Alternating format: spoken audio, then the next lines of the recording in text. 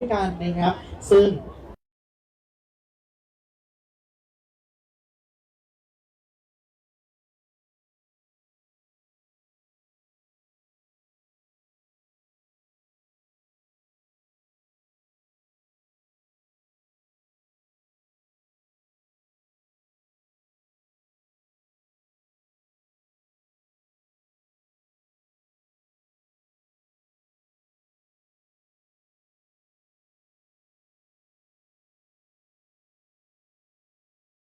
ในตัวอินดอร์เองนะครับสวัสดีค่ะสวัสดีท่านผู้ชมนะคะแล้วก็ท่านผู้ฟังรวมถึงแฟนเพจสวทเชียงรายของพวกเราทุกๆคนนะคะวันนี้มาเจอกันอีกแล้วเนาะตอนนี้เราอยู่กันที่สนามบินเก่านะคะหรือที่เรียกกันว่าสนามบินฝูงบิน416อำเภอเมืองเชียงรายจังหวัดเชียงรายค่ะแล้วก็วันนี้เป็นอีกหนึ่งวันที่เรามาถ่ายทอดสดงานประกวดการแข่งขันนะคะวงโยธวาทิตให้ทุกท่านเนี่ยได้รับชมกันนะคะซึ่งเมื่อวานเนี่ยเราได้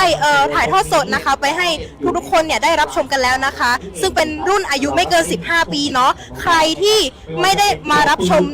สดๆนะคะหรือว่าไม่ได้มาเที่ยวงานเนี่ยสามารถรับชมย้อนหลังนะคะผ่านทางเพจ Facebook ของพวกเราได้นะคะสวทเชียงรายกรมประชาสัมพันธ์ค่ะแล้วก็ในวันนี้เนี่ยเป็นอีกหนึ่งรุ่นนะคะนั่นก็คือรุ่นอายุไม่เกิน18 ปีนั่นเองค่ะซึ่งวันนี้เนี่ยเรียกได้ว่าน้องๆทุกคนนะคะเจ๋งแจ๋วกันทุกๆคนทุกๆโรงเรียนเลยค่ะวันนี้นะคะมีโรงเรียนที่เข้าร่วมการประกวดทั้งหมด4โรงเรียนแล้วก็มี3ประเภทการแข่งขันด้วยกันนะคะซึ่งบรรยากาศจะเป็นยังไงเยาวชนเชียงรายจะเจ๋งจะแจ๋วกันขนาดไหนอยากให้ทุกๆคนนะคะไปรับชมพร้อมๆกันอย่าลืมกดไลค์กดแชร์กดติดตามนะคะให้เพื่อนๆพี่ๆนะคะครอบครัวเนี่ยได้รับชมความเจ๋งความแจ๋วของเยาวชนเชียงรายเนี่ยไปพร้อมๆกับพวกเราค่ะทุกคนสามารถดูบรรยากาศกันตอนนี้ได้เลยนะคะเกาะติดขอบสนามการแข่งขันกำหนดการคร่าวๆนะคะก็คือในวันนี้เนาะจะเริ่มการแข่งขันเนี่ยช่วง1 ทุ่มตรงนะคะจะเป็นการแสดงเปิดกิจกรรมของโรงเรียนแม่เจดีวิทยาคมนะคะชื่อชุดการแสดงว่า My Heart and I นะคะซึ่งเดี๋ยวการเปิดการแสดงเสร็จแล้วเนี่ยก็จะมีพิธีกรนะคะกล่าวนะคะต้อนรับแล้วก็ชี้แจงรายละเอียดการจัดกิจกรรมการประกวดวงโยธวาทิตนะคะรวมถึงแจ้งเกณฑ์การประกวดเนาะแล้วก็แนะนำคณะกรรมการการตัดสินด้วยค่ะแล้วก็ในช่วงของ2 ทุ่มนะคะก็จะเริ่มกิจกรรมการแข่งขันในช่วงที่1นะคะตั้งแต่ทีมแรกจนถึงทีมสุดท้ายกันเลยนะคะก็วันนี้นะคะการแข่งขันเนี่ยจะเป็นยังไงก็อยากให้ทุกคนนะคะได้รับชมแล้วก็ติดตามไปพร้อมๆกันเลยค่ะมีอุปกรณ์ที่เป็นเครื่องเสียงคุณภาพดีนะครับก็สามารถที่จะลงมาติดต่อสอบถามกันก่อนได้หรือสามารถที่จะแลกคอนแทคไว้ในอนาคตได้เช่นเดียวกันนะครับซึ่งการแข่งขันวันนี้นะคะมีทั้งหมด3ประเภทนั่นก็คือประเภทที่1นะคะการประกวดวงโยธวาทิต Matching Show Band นะคะโรงเรียนที่เข้าประกวดนะคะก็คือโรงเรียนเวียงป่าเป้าวิทยาคมอำเภอเวียงป่าเป้าจังหวัดเชียงรายนั่นเองค่ะเรื่องประเสริฐนะครับแล้วก็การประกวดอีก1การประกวดนะคะก็คือการประกวดในประเภท Matching Art นะคะโรงเรียนที่เข้าประกวดนะคะก็คือโรงเรียนบ้านเวียงพานอำเภอแม่สายจังหวัดเชียงรายนั่นเองค่ะส่วนอีก1โรงเรียนนั่นก็คือโรงเรียนเทศบาล5เด่น5อำเภอเมืองเชียงรายจังหวัดเชียงรายค่ะในส่วนของประเภทที่3นะคะก็คือการประกวดวงโยธวาทิต Matching Parade นะคะโรงเรียนที่เข้าร่วมการประกวดในประเภทนี้นะคะก็คือโรงเรียนแม่เจดีวิทยาคมนั่นเองค่ะซึ่งเรียกได้ว่าน้องๆเนี่ยทุกท่านทุกโรงเรียนนะคะซักซ้อมกันอย่างขยันขันแข็งแล้วก็เก่งกันมากๆทุกคนนะคะนี่ก็เป็นอีกหนึ่งอย่างของจังหวัดเชียงรายแล้วก็คือน้องๆเยาวชนทุกคนเนี่ยมีความสามารถแล้วก็เก่งกันทั้งหมดเลยนะคะแล้ววันนี้เดือดยิ่งกว่าครับเพราะว่าวันที่31ของเรานะครับเป็นรุ่นอายุไม่เกิน18 ปี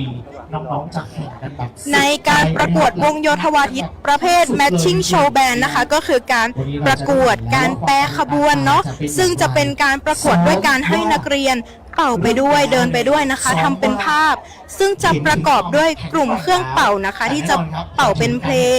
กลุ่มกลองที่ให้จังหวะและกลุ่มคัลเลอร์การ์ดนะคะก็คือนักแสดงประกอบนั่นเองค่ะแล้วก็อีก1ประเภทเนาะก็คือเป็นการแข่งขันใน พิธีเปิดของเรา Matching Art ค่ะเป็นการประกวดเป็นประเภท Matching Art เนาะในรุ่นอายุไม่เกิน 18 ปีนะคะเป็นการประกวดวงโยธวาทิตแบบยืนบรรเลงกับที่แล้วผู้บรรเลงเนี่ยจะต้องมีท่าประกอบในการยืนบรรเลงโดยจะมีด้วยกัน3กลุ่มก็คือกลุ่มแรกเป็นกลุ่มเครื่องเป่านะคะกลุ่มที่2ก็คือเครื่องกระทบพวกกลองนะคะแล้วก็กลุ่มที่3ก็คือคัลเลอร์การ์ดผู้แสดงประกอบค่ะแล้วก็ในส่วนของวันนี้เนี่ยมีเพิ่มมาอีก1ประเภทนั่นก็คือ Matching Parade นะคะหรือก็คือการเดินสวนสนามเดินพาเหรดนั่นเองค่ะก็จะเป็นการเดินแถวอย่างเป็นระเบียบเป็นแบบแผนของวงโยธวาทิตหรือกลุ่มโดยเน้นความพร้อมเพรียงระเบียบวินัยและความแม่นยำของรูปขบวนค่ะมักจะประกอบไปด้วยเครื่องดนตรีประเภทเป่านะคะและเครื่องกระทบบรรเลงเพลงจังหวะมาร์ชที่หนักแน่นตามเส้นทางค่ะลักษณะสำคัญของ Matching Parade นะคะก็คือความพร้อมเพรียงผู้แสดงเนี่ยจะต้องก้าวเท้าในจังหวะเดียวกันอย่างเป๊ะแล้วก็เครื่องดนตรีเนี่ยจะนิยมกันใช้เครื่องเป่าลมไม้เนาะแล้วก็เครื่องเป่าทองเหลืองแล้วก็เครื่องกระทบค่ะในส่วนของการแสดงเปิดนะคะก็จะเป็นน้องๆจากโรงเรียนแม่เจดีวิทยาคมค่ะซึ่งโรงเรียนแม่เจดีวิทยาคมเนี่ยได้เข้าร่วมกิจกรรมการประกวดวงโยธวาทิตแห่งประเทศไทย Indoor Matching Art นะคะประเภท Color Guard Division 1 ไม่เกินชั้นมัธยมศึกษาปีที่ 6 ระหว่างวันที่ 21 ถึง 23 เดือนพฤศจิกายน พุทธศักราช 2568 นะคะณศูนย์การค้าเทอร์มินัล 21 โคราชค่ะซึ่งโรงเรียนแม่เจดีวิทยาคมนะคะได้รับรางวัลจากนายกรัฐมนตรีนายอนุทินชาญวิรากูลนะคะรางวัลชนะเลิศเหรียญทองคะแนน 88.20 ในการประกวด BCT National Championship นะคะประเภท Color Guard รุ่นไม่เกินชั้นมัธยมศึกษาปีที่ 6 ค่ะและอีก1โล่รางวัลก็คือได้รับโล่รางวัล Outstanding Award 2025 นะคะประเภท Movement ค่ะและก็ได้รับรางวัล Outstanding Award 2025 ประเภท Equipment แล้วก็ได้รับรางวัล Outstanding Award 2025 ประเภท Design นั่นเองค่ะในส่วนของรายชื่อน้องๆนะคะทุกๆคนนะคะมีทั้งหมด14คนด้วยกันนะคะก็จะเป็นเด็กหญิงชานิสานะคะแล้วก็เด็กหญิงเพ็ญนภาเด็กหญิงพิชานันท์เด็กหญิงณราวดีเด็กชายเมธาสิทธิ์นายชินครินนะคะนางสาวธนกันนางสาวนันทการนางสาวพรพรหมนางสาวชนการนางสาวนัทนิชานายณัฐกรนางสาวสุพนุชนางสาวอารยานะคะแล้วก็ผู้อำนวยการคือดรธีรศักดิ์โนชัยค่ะส่วนคุณครูผู้ควบคุมนะคะก็คือคุณครูจิโรภาสนะคะคุณครูสัจจุกรนะคะแล้วก็คุณครูเบญจวรรณนั่นเองค่ะก็เรียกได้ว่าน้องๆเป็นทีมที่ได้ไปประกวดบนเวทีใหญ่นะคะแล้วก็ได้รับโล่รางวัลมามากมายทั้ง4โล่รางวัลกันเลยทีเดียวค่ะก็เดี๋ยวต่อไปนะคะจะเป็นการแสดงเปิดของน้องๆนักเรียนโรงเรียนแม่เจดีวิทยาคมนะคะก็ใครนะคะที่ไม่ได้มาดูเนาะสามารถติดตามรับชมผ่านทางเพจสวทเชียงรายของเราได้เลยนะคะสวทเชียงรายกรมประชาสัมพันธ์เนาะแล้วก็นอกจากจะต้องรับชมผ่านทางเพจของเราเนี่ยอย่าลืมกดไลค์กดแชร์กดติดตามนะคะพูดไปให้ทุกๆคนนะคะที่ไม่ได้มาร่วมงานพ่อขุนเมงรายเนาะรวมถึงไม่ได้มาในการรับชมสดตรงนี้นะคะก็สามารถไปรับชมสดได้เลยนะคะแชร์ไปให้ทุกๆคนเนี่ยได้รับชมสดไปพร้อมๆกันกับพวกเราได้ค่ะ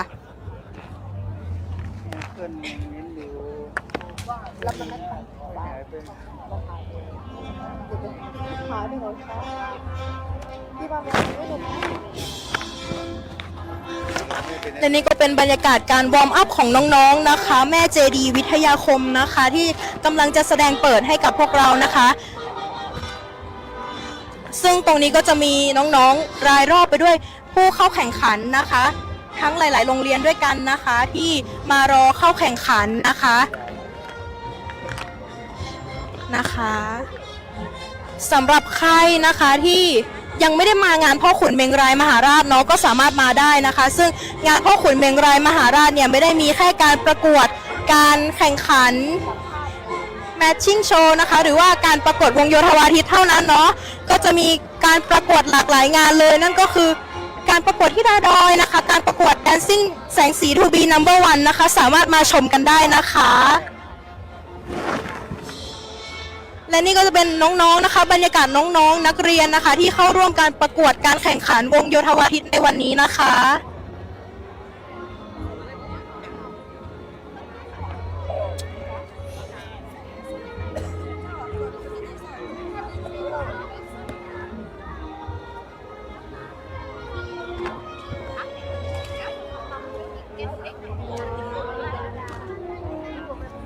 เรามาสัมภาษณ์น้องๆกันนะคะ อันนี้มาจากโรงเรียนอะไรกันคะลูก ค่ะสวัสดีค่ะมาจากโรงเรียนเบญจปวิทยาคมนะคะ อันนี้อยู่มาแข่งการประกวดประเภทอะไรคะ ประเภทโชว์ค่ะ ประเภทโชว์ค่ะวันนี้รู้สึกยังไงบ้าง ตื่นเต้นไหม วันนี้ก็รู้สึกตื่นเต้นนิดหน่อยค่ะ คาดหวังว่าจะได้รางวัลอันดับที่เท่าไหร่อ่ะ อันนี้ก็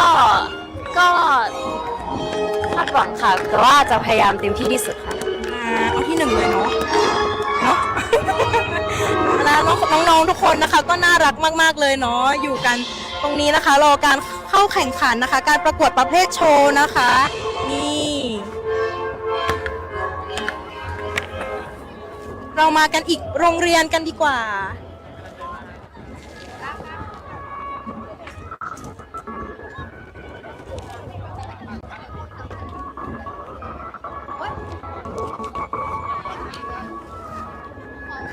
สวัสดีค่ะ อันนี้เป็นคุณครูจากโรงเรียนอะไรคะ โรงเรียนแม่เจดีย์วิทยาคมครับ เป็นโรงเรียนที่มาแสดงเปิดวันนี้เนาะ ใช่ครับ อันนี้ได้รับรางวัลอะไรมาหรือเป รา ล่าง วัลจากการแข่งขันวงโยธวาทิตแห่งประเทศไทยครับ ที่โคราชเทอร์มินอล21ครับ ได้รับรางวัลชนะเลิศระดับประเทศ ได้รับถ้วยจากท่านอนุทินชาญวีรกุล และถ้วยโล่รางวัลอีก 4 รางวัลด้วยกันครับ ถือว่าเป็นรางวัลที่ภาคภูมิใจของโรงเรียนแม่เจดีย์เป็นที่สุดครับ ค่ะก็เป็นวันนี้เห็นว่ามีประกวดอีกหนึ่งประเภทก็คือเป็นพาเลทใช่ไหมคะ ใช่ครับ รู้สึกยังไงบ้างคะ รู้สึกดีใจและรู้สึกปลื้มใจกับนักเรียนที่ได้มาในวันนี้ เพราะว่าเขาก็มีความมุ่งมั่นตั้งใจฝึกซ้อมกันอย่างหนักเป็นเดือนๆเลยครับ เพื่อที่จะมางานนี้โดยเฉพาะเลยครับ ก็ขอ ครับขอบคุณครับครับ ชื่ออะไรคะเนี่ย ชื่อชิวครับ รู้สึกยังไงบ้างคะที่ได้มาแข่งวันนี้ รู้สึกตื่นเต้นนะครับ ตื่นเต้นมากเลย ครับผม ตื่นเต้นจนมือสั่นเลยหรือเปล่า มือสั่นเลยครับ มือสั่นเลยน้องไหนมือสั่นเป็นยังไงมือสั่นเป็นอย่างนี้นะคะค่ะแล้วก็เจอกันนะคะ เดี๋ยวจะถ่ายทอดสดให้เพื่อนๆน้องๆทุกคนที่อยู่ทางบ้านเนี่ยได้รับชมกันนะคะ ขอบคุณค่ะทางไหนคะสวทเชียงรายค่ะเพจสวทเชียงรายกรมประชาสัมพันธ์นะคะขอบคุณค่ะน่ารักกันมากๆเลยนะคะ น้องๆนะคะ จากโรงเรียนแม่เจดีย์วิทยาคมเนาะ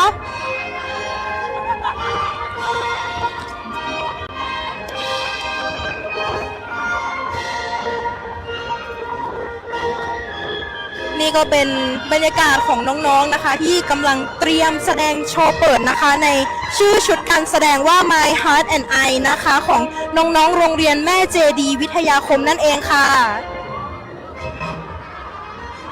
ซึ่งขอย้ำอีกครั้งนะคะในการประกวดการแข่งขันในวันนี้เนาะมีทั้งหมด 4 โรงเรียนด้วยกันนะคะ ขอสัมภาษณ์หน่อยได้ไหมคะ น่ารักกันมากๆเลยอันนี้เร็วมาใกล้ๆพี่ไม่กัดหรอกลูกนี่นะคะ มาจากโรงเรียนอะไรคะ โรงเรียนเทศบาล5เด่น5ค่ะ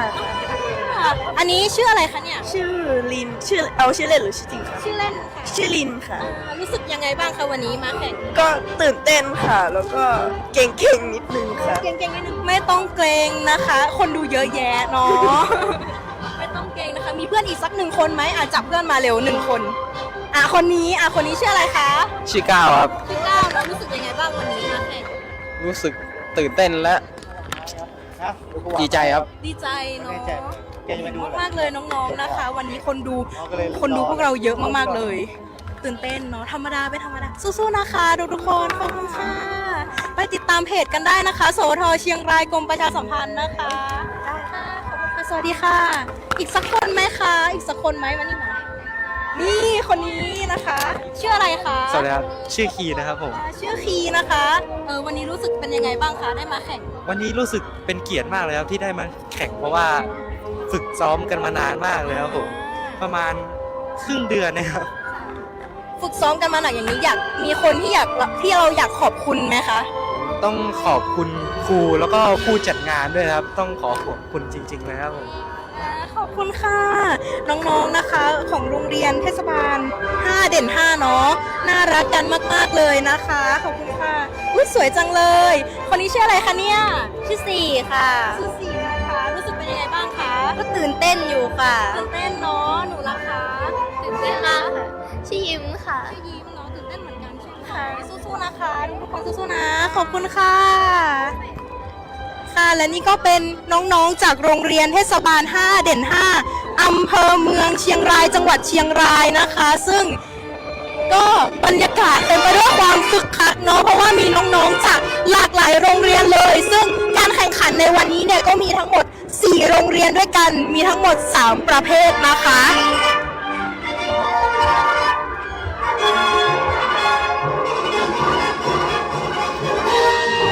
ในส่วนของการประกวดวงโยธวาทิต Matching Show Band นะคะ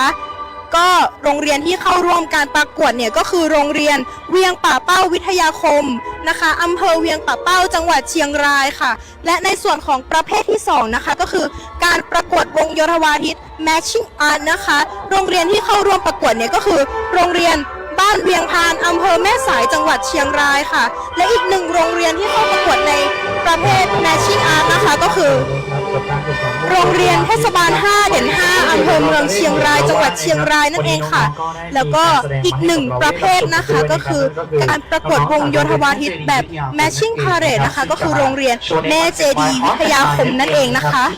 ก็ตอนนี้กำลังจะเข้าสู่ช่วงของการแสดงเปิดนะคะกิจกรรมการประกวดวงโยธวาทิตเนาะจากน้องๆโรงเรียนแม่เจดีย์วิทยาคมนะคะซึ่งน้องๆเนี่ยได้รับรางวัลมากมายนะคะเป็น วันนี้นะครับ ชิง ก็ แช มีการ มป์นะ ประ คะ กวด เป็น เช่นเดียวกัน น้ นะ อง ครับ ๆที่ได้แชมป์ใหญ่รางวัลใหญ่นะคะ ทั้งหมด4 รางวัลเลยจากทั้งนายกรัฐมนตรีนะคะแล้วก็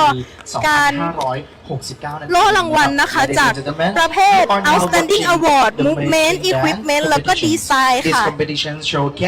เดี๋ยวขอให้ทุกคนนะคะก็ไปรับชมบรรยากาศภายในงานไปพร้อมๆกันเลยนะคะ and support the band with your approach. Thank you.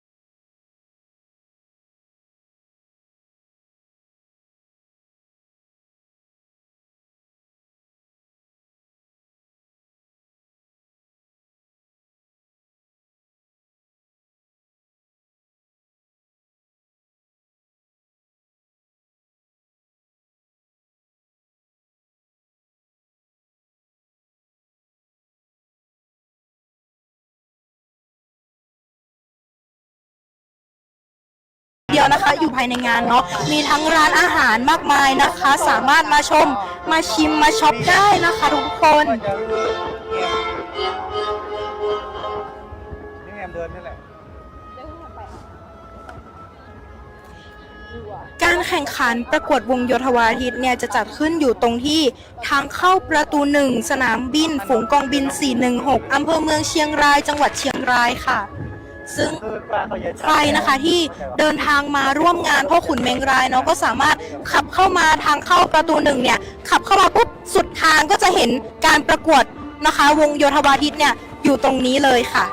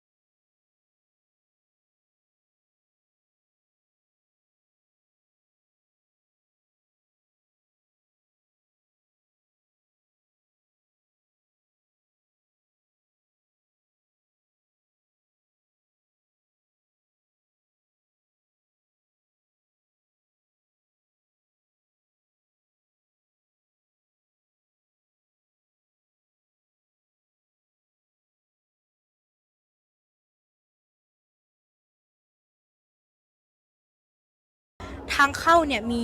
ลานจอดรถเนี่ยเต็มเลยนะคะ สามารถ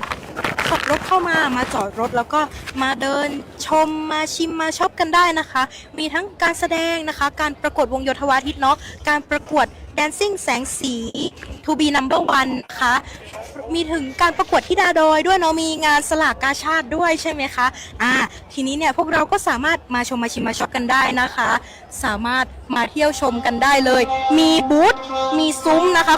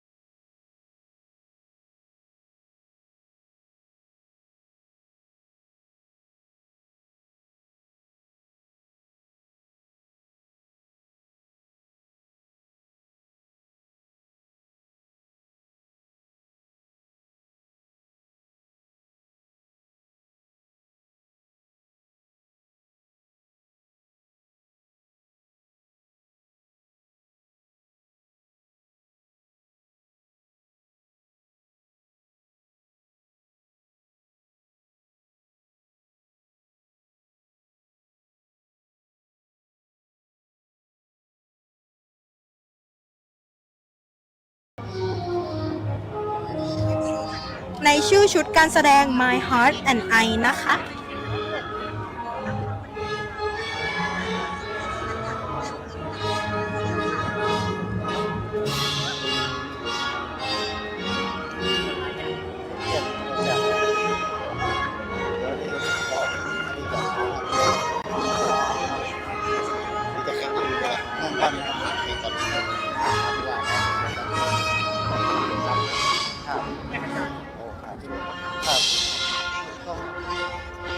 กล้องใหญ่กล้องน้องสด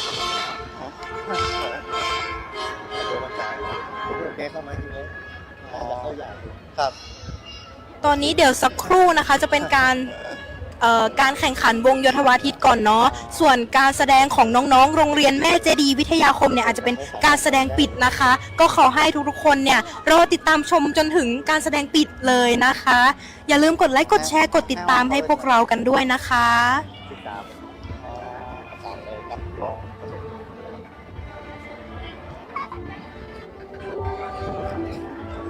ขอ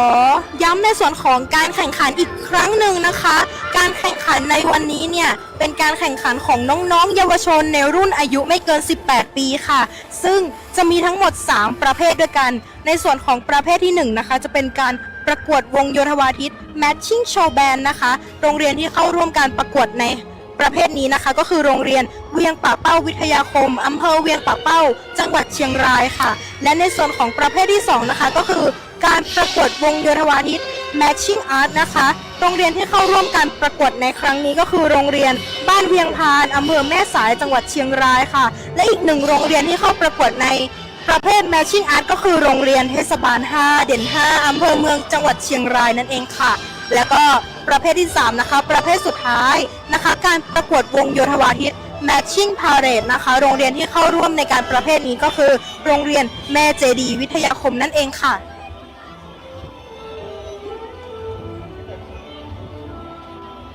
และในอีกสักครู่นี้นะคะจะเป็นการแข่งขันวงโยธวาทิตเนาะใครนะคะที่กำลังดูอยู่เนี่ยอย่าลืมกดแชร์นะคะไปให้เพื่อนๆพี่ๆน้องๆหรือคนในครอบครัวเนี่ยมาดูน้องๆเยาวชนชาวเชียงรายนะคะที่ทั้งเก่งทั้งเจ๋งทั้งแจ๋วนะคะให้ทุกคนเนี่ยได้รับชมกันนะคะ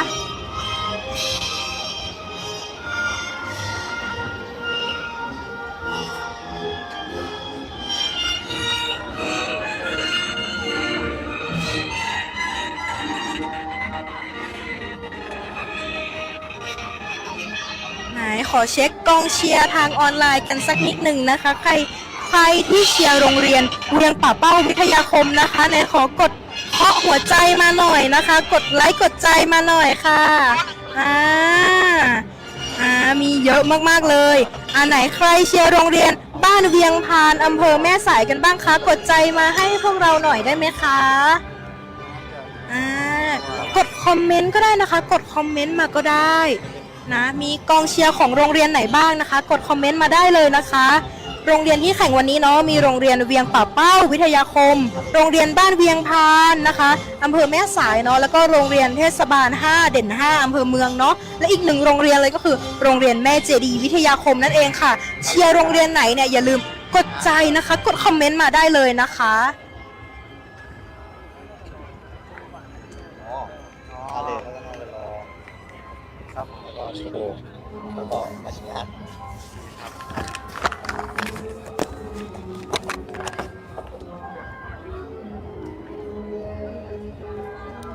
ตอนนี้นะคะบรรยากาศภายนอกเนี่ยคึกคักกันมากๆเลยเนาะมีคนมาชมเยอะมากๆนะคะทั้งหลากหลายช่วงวัยหลากหลายอายุกันเลยทีเดียวเนาะหลายๆคนก็คงอยากจะมาดูนะคะน้องๆเนาะเยาวชนชาวเชียงรายที่มีความสามารถโดดเด่นกันนะคะ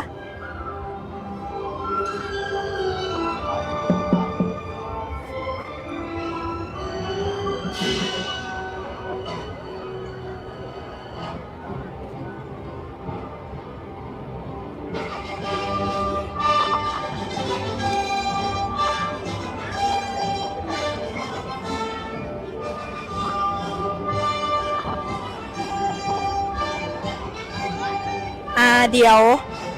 เราจะเริ่มแข่งกันที่ Matching Parade กันก่อนนะคะโรงเรียนที่เข้าร่วมการแข่งขันประเภท Matching Parade เนี่ยก็คือโรงเรียนแม่เจดีย์วิทยาคมนั่นเองค่ะ Matching Parade คืออะไรนะคะ Matching Parade เนี่ยก็คือการเดินแถวอย่างเป็นระเบียบแบบแผนของวงโยธวาทิตนะคะหรือกลุ่มคนเนาะโดยเน้นความพร้อมเพรียงระเบียบวินัยและความแม่นยำของรูปขบวนค่ะมักประกอบด้วยเครื่องดนตรีประเภทเป่าและเครื่องกระทบนะคะบรรเลงเพลงจังหวะมาร์ชที่หนักแน่นไปตามเส้นทางค่ะ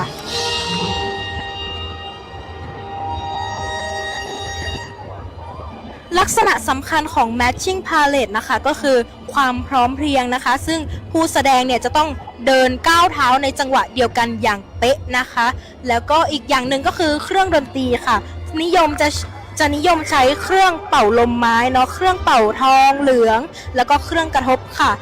ในส่วนของระเบียบวินัยนะคะก็เป็นลักษณะสำคัญเช่นเดียวกันเนาะจะมีการแปรขบวนหรือเปลี่ยนรูปแบบแถวระหว่างการเดินค่ะวัตถุประสงค์ของ Matching Parade เนี่ยจะใช้ในการเฉลิมฉลองขบวนพาเหรดแฟนซีนะคะหรือว่างานเทศกาลหรือการแสดงดนตรีนั่นเองค่ะใครที่เชียร์น้องๆโรงเรียนแม่เจดีวิทยาคมนะคะที่จะแข่งในประเภท Matching Parade เนี่ยสามารถกดใจกดคอมเมนต์กดแชร์ไว้ได้เลยนะคะ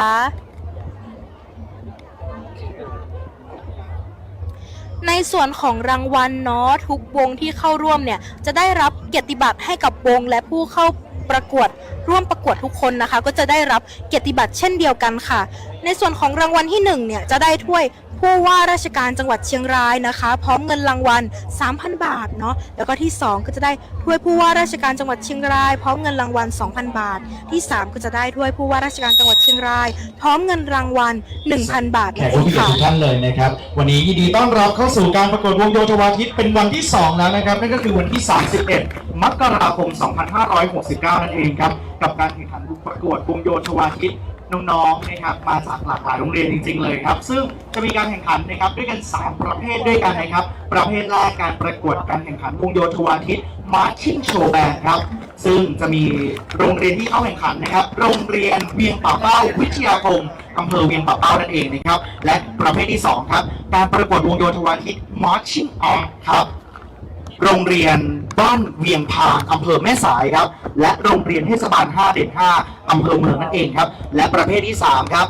การประกวดวงโยธวาทิต Marching Parade ครับจากโรงเรียนแม่เจดีวิทยาคมนั่นเองนะครับซึ่งก่อนอื่นนะครับขออนุญาตแนะนำตัวกันสักเล็กน้อยครับสวัสดีครับผมเชียงพงศกรค้าสมนะครับวันนี้รับหน้าที่เป็นพิธีกรดำเนินการประกวดวงโยธวาทิตในวันนี้ครับก่อนที่เราจะเข้าสู่การแข่งขันนะครับต้องขอหยิบยกนะครับประเภทที่3มาทำการแข่งขันก่อนนั่นก็คือการประกวดวงโยธวาทิต Marching Parade จากน้องๆโรงเรียนแม่เจดีวิทยาคมก่อนที่เราจะเข้าสู่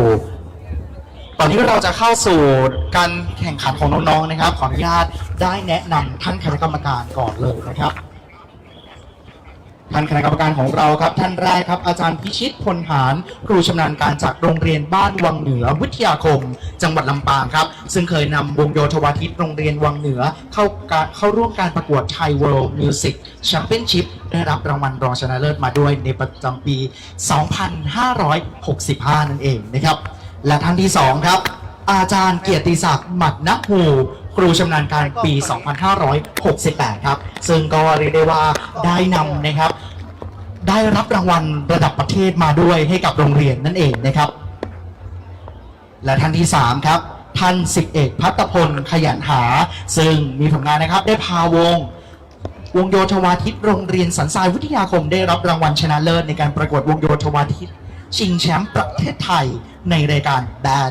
Band Competitions of Thailand นั่นเองครับและนี่ก็คือชมหน้าท่านคณะกรรมการของเราทั้ง3ท่านครับและตอนนี้ครับขอนำทุกท่านเข้าสู่การประกวด Marching Parade ขอเสียงปรบมือต้อนรับน้องๆจากโรงเรียนแม่เจดีวิทยาคม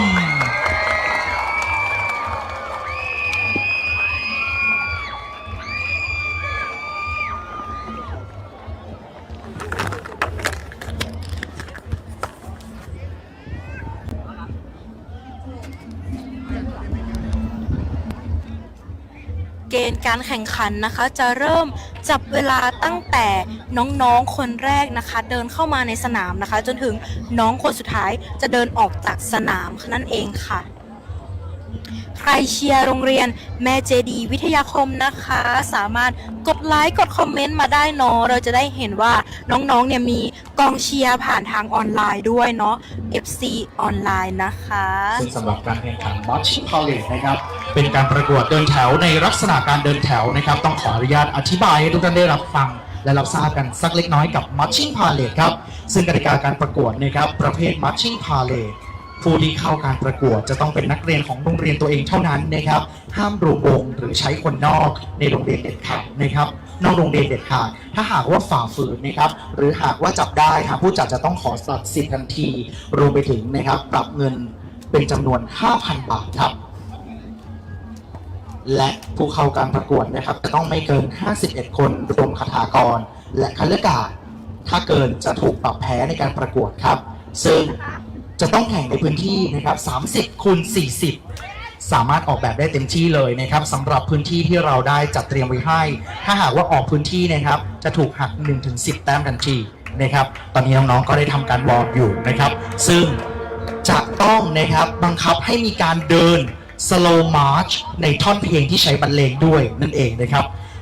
เพลงที่ใช้เลือกได้อิสระเลยแต่ทางทีมส่งเข้าประกวดจะต้องรับผิดชอบเองในเรื่องของค่าลิขสิทธิ์เพลงนะครับทุกวงนะครับจะได้รับเกียรติบัตรและผู้เข้าประกวดทุกคนก็จะได้รับหมดเลยนะครับทุกคนเลยที่1นะครับรางวัลจะได้ถ้วยผู้ว่าราชการจังหวัดเชียงรายพร้อมกับเงินรางวัล 3,000 บาทครับและเกณฑ์การให้คะแนนนะครับเสียง40คะแนนการออกแบบไอเดีย20คะแนนการเดินแปลแถว20คะแนนคะแนนภาพรวม20คะแนนรวมเป็น100คะแนนครับซึ่งถือได้ว่าครั้งนี้เนี่ยมีโรงเรียนแม่เจดีย์วิทยาคมจากอำเภอเวียงป่าเป้าจังหวัดเชียงรายของเราเข้าร่วมการแข่งขันเป็นเพียงหนึ่งเดียวเลยนะครับ1วงกับการแข่งขันมัชชิ่งพาเลทนั่นเองครับ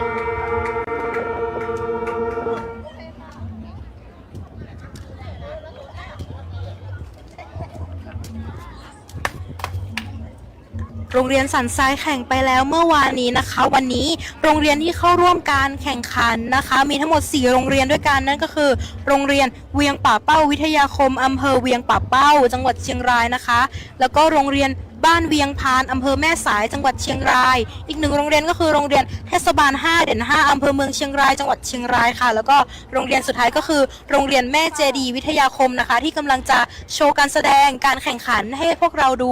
ต่อจากนี้ไปค่ะ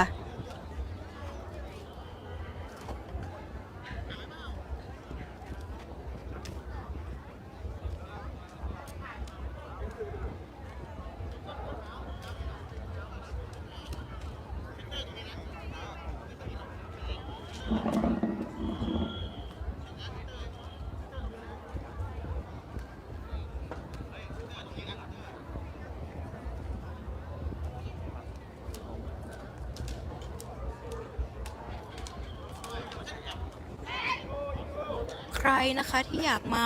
รับชมนะคะการแสดงจากน้องๆเนี่ยสามารถมาได้นะคะที่งานพ่อขุนเมงรายมหาราชนะคะจัดที่สนามบินเก่าอำเภอเมืองเชียงรายจังหวัดเชียงรายค่ะก็สถานที่จัดการประกวดวงโยธวาทิตนะคะจัดขึ้นที่ณทางเข้าประตู1สนามบินฝูงกองบิน416หรือว่าสนามบินเก่าจังหวัดเชียงรายนั่นเองค่ะ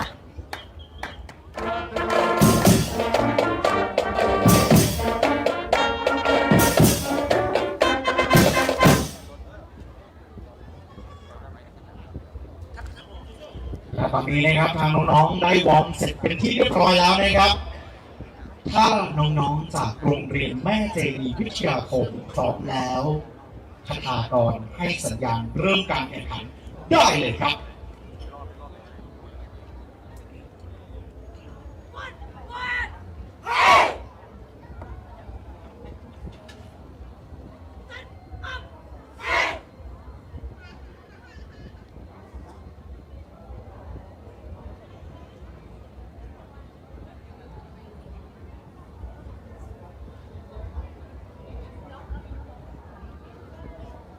อันนี้เป็นโรงเรียนแม่เจดีย์วิทยาคมนะคะใครเชียร์น้องๆโรงเรียนแม่เจดีย์วิทยาคมเนี่ยสามารถกดไลค์กดแชร์กดคอมเมนต์ได้นะคะจะได้รู้ว่าน้องๆก็มี FC นะคะมีแฟนๆจากทางออนไลน์ด้วยเช่นกันนะคะ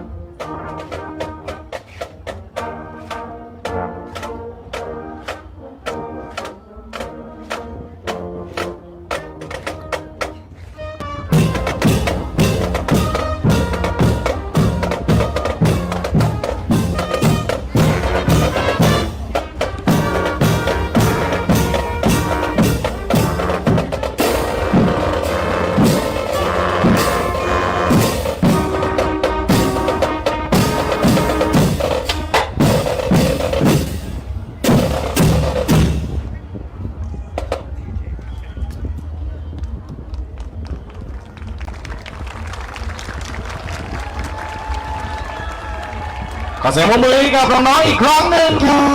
บเดี๋ยวให้น้องๆนะครับได้มารวมตัวกันตรงกลางสักนิดหนึ่งนะครับได้รับฟังคอมเมนต์ของท่านคณะกรรมการรวมไปถึงคำแนะนำด้วยเช่นเดียวกันนะครับ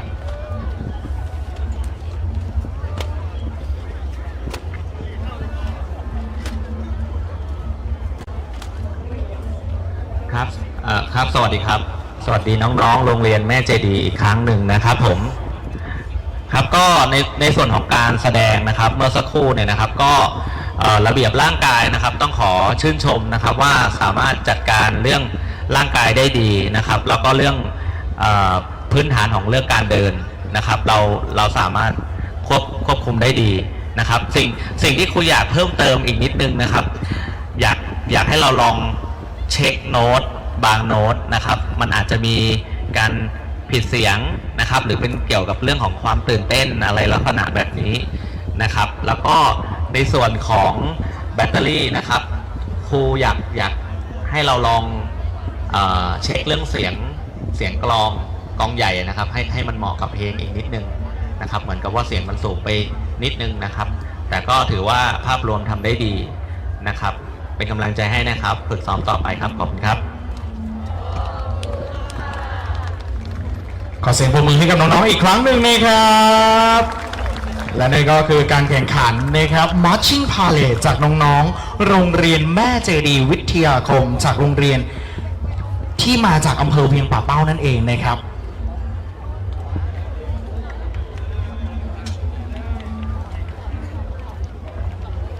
ในช่วงนี้นะครับเดี๋ยวเราพักกันสักครู่นะครับประมาณ10นาทีเดี๋ยวเราจะกลับเข้ามาสู่การแข่งขัน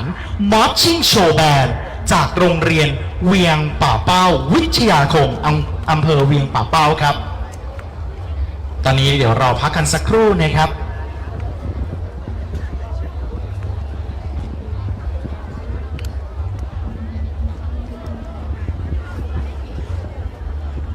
จบกันไปแล้วนะคะสำหรับโรงเรียนแม่เจดีย์วิทยาคมเนาะน้องๆเป็นยังไงกันบ้างเก่งกันมากๆเลยใช่ไหมคะโรงเรียนแม่เจดีย์วิทยาคมเนี่ยเป็นโรงเรียนที่แข่งขันการประกวดประเภท Matching Parade นะคะมีแฟนๆนะคะผ่านออนไลน์เยอะแยะกันเลยทีเดียวเนาะใครที่เชียร์โรงเรียนเวียงป่าเป้าเนี่ยสามารถกดไลค์กดแชร์กันได้นะคะสามารถกดแชร์เนี่ยให้เพื่อนๆพี่ๆน้องๆหรือว่าคนในครอบครัวเนี่ยมาดูเพื่อนๆของเราเนาะใครที่เชียร์เนี่ยก็จะเป็นส่วนใหญ่ก็จะเป็นเพื่อนๆใช่ไหมก็สามารถแชร์ไปให้ทุกๆคนเนี่ยดูกันได้นะคะสามารถแชร์ไปให้ทุกคนเนี่ยได้รับชมสดไปพร้อมๆกันได้เลยนะคะเดี๋ยวเราจะได้ไปรับฟังผลประกาศรางวัลนะครับที่เวทีกลางนะครับเดี๋ยวเราจะไปรับรางวัลพร้อมๆกัน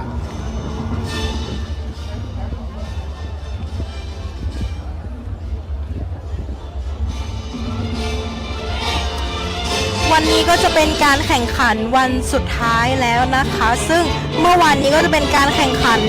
ของประเภทรุ่นอายุไม่เกิน15ปีเนาะโรงเรียนที่มาแข่งเมื่อวานเนี่ยมีทั้งหมด4โรงเรียนเหมือนกันนะคะก็มีโรงเรียนวัฒนศึกษาอำเภอพานนะคะโรงเรียนองค์การบริหารส่วนตำบลห้วยทรายขาวนะคะอำเภอพานค่ะแล้วก็อีก1โรงเรียนก็คือโรงเรียนสาธิตมหาวิทยาลัยราชภัฏเชียงรายนะคะแล้วก็โรงเรียนบ้านสันทรายนะคะซึ่งแข่งไปแล้วนะคะเป็นรุ่นอายุไม่เกิน15ปีเมื่อวานนี้นะคะวันที่30มกราเนาะในส่วนของวันนี้เนี่ยก็จะเป็นรุ่นอายุไม่เกิน18ปีค่ะก็จะโตจากเมื่อวานขึ้นมาหน่อยนึงนะคะมีแฟนๆนะคะ FC คอมเมนต์กันมานะคะท5สู้ๆนะคะสุดยอดวปคสู้ๆเวียงป่าเป้านะคะน้องๆเก่งกันมากๆเลยตอนนี้ก็จะเป็นการแข่งขันอีก1ประเภทนั่นเองค่ะเดี๋ยวรอดูกันว่าจะเป็นการแข่งขันประเภทอะไรเนาะโรงเรียนไหนที่กำลังจะมาแข่งขันนั่นเองนะคะ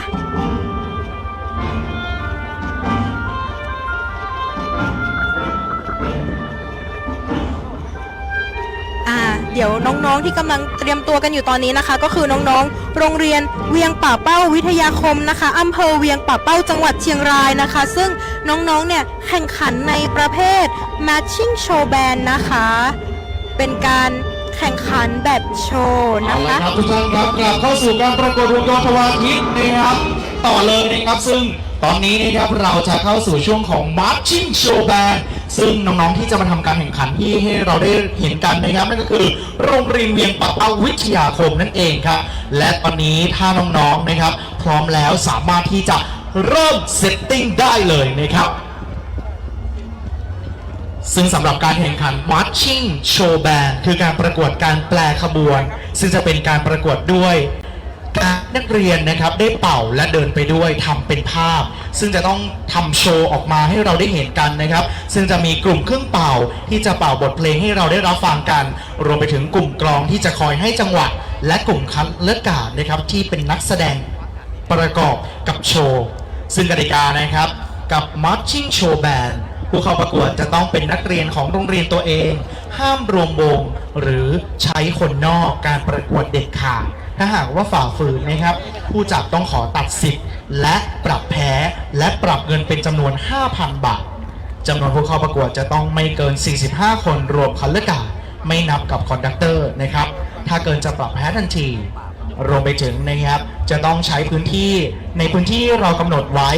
30x40 สามารถออกแบบได้เต็มที่เลยแต่ถ้าหากออกนอกพื้นที่นะครับจะถูกตัดแต้ม 1-10 แต้มแล้วแต่ดุลยพินิจของท่านคณะกรรมการ 4. ครับเพลงที่ใช้สามารถเลือกใช้ได้อิสระแต่ถ้าเพลงไหนที่ติดลิขสิทธิ์ทางโรงเรียนหรือทางวงจะต้องชำระค่าใช้จ่ายเองนะครับระยะเวลาในการแสดงจะต้องไม่เกิน10 นาทีรวมตั้งแต่การเข้าสนามจับเวลาตั้งแต่คนแรกเข้าสนามและหยุดเวลาคนสุดท้ายออกสนามนั่นเองนะหากว่าเกิดเกินกำหนดนะครับทุกๆ10 วิจะถูกตัด 0.5 แต้มนั่นเองนะครับสำหรับรางวัลนะครับที่ 1จะได้รับรางวัลถ้วยผู้ว่าราชการจังหวัดเชียงรายพร้อมกับเงินรางวัล 3,000 บาทและเกณฑ์การให้คะแนนนะครับเสียง30 คะแนนการออกแบบไอเดีย20 คะแนนเครื่องกระทบ15 คะแนนผู้เล่นประกอบหรือคัลเลอร์การ์ด15 คะแนนองค์ประกอบทั้งหมดโดยรวม20 คะแนนรวมทั้งสิ้น100 คะแนนเต็มครับและในตอนนี้เนี่ยถ้าน้องๆพร้อมแล้วนะครับสามารถที่จะเริ่มทำการแข่งขันได้เลยนะครับขอย้ำอีกครั้งนะคะการแข่งขันนะคะจะเริ่มจับเวลานับตั้งแต่คนแรกเข้าสนามนะคะดังนั้นเมื่อน้องๆคนแรกเนี่ยเดินเข้าสนามมาแล้วถือว่าเป็นการเริ่มการแข่งขันในทันทีค่ะ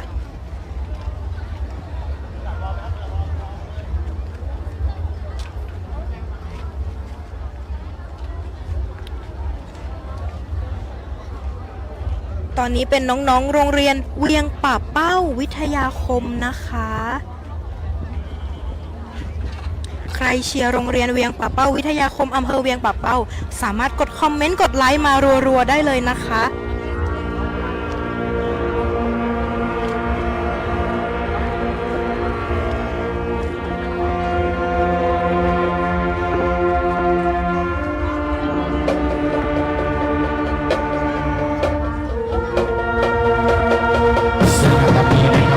ก็ได้เริ่มทำการวอร์มอยู่นะครับ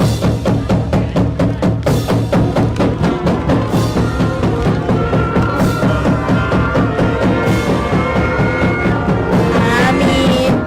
แฟนคลับออนไลน์ FC ทางออนไลน์เยอะมากๆเลยนะคะทั้งท.5 เวียงป่าเป้านะคะ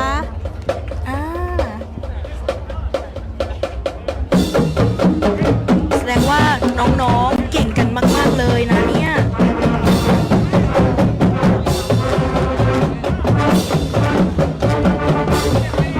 ตอนนี้ก็คือเป็นการวอร์มนะคะของน้องๆโรงเรียนเวียงป่าเป้าวิทยาคมอำเภอเวียงป่าเป้านั่นเองค่ะน้องๆประกวดในประเภท Matching Show Band นะคะ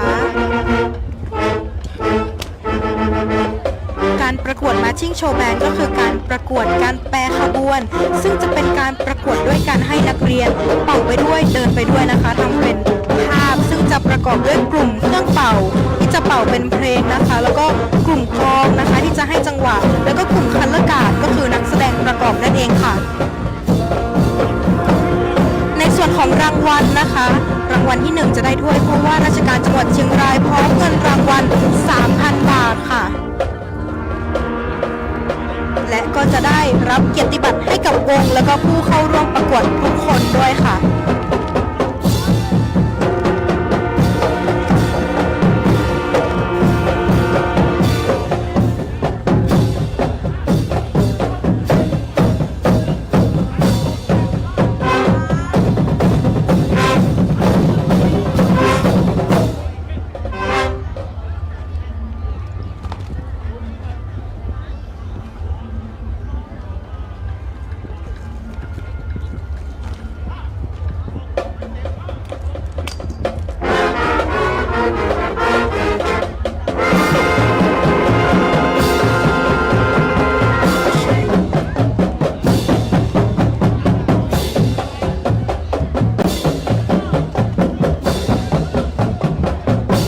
FC พี่พี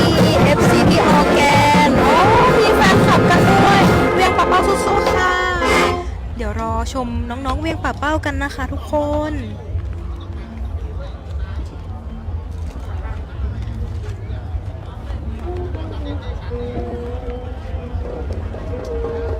กดรัวหัวใจกดไลค์กดแชร์กันได้นะคะ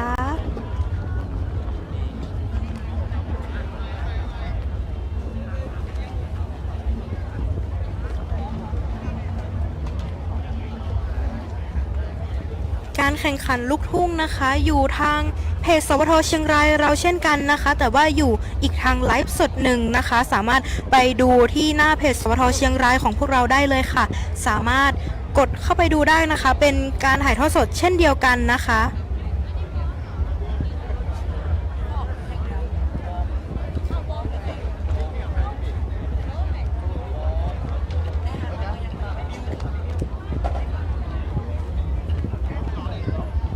เดี๋ยวอีกสักครู่เราก็จะได้รับชมการประกวดวงโยธวาทิตประเภท Matching Show Band ของน้องๆ โรงเรียนเวียงป่าเป้าวิทยาคมอำเภอเวียงป่าเป้าจังหวัดเชียงรายค่ะ ดูเหมือนน้องๆ ใกล้ และ จะ ตอนนี้นะครับ พร้อมกันแล้วนะคะ น้องๆโรงเรียนเวียงป่าเป้าได้วอร์มเป็นที่เรียบร้อยแล้วนะครับ ถ้าน้องๆพร้อมแล้วคอนดักเตอร์ให้สัญญาณและเริ่มทำการแข่งขันได้เลยครับ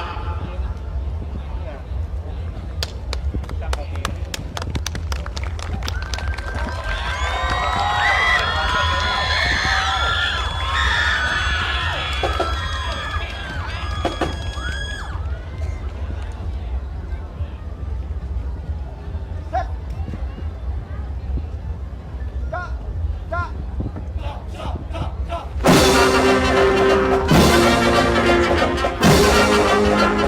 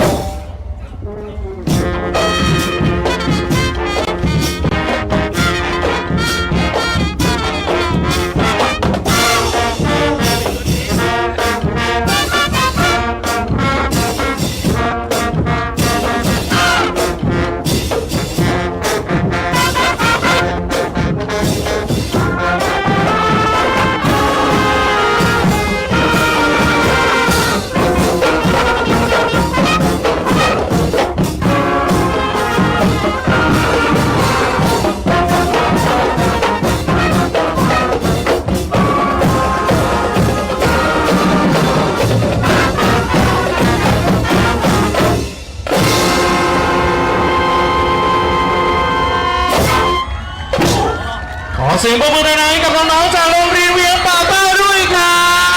บ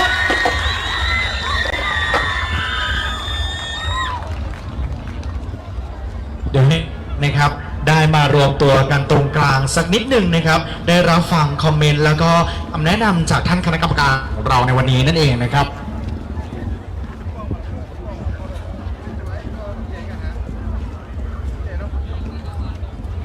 โอเคครับ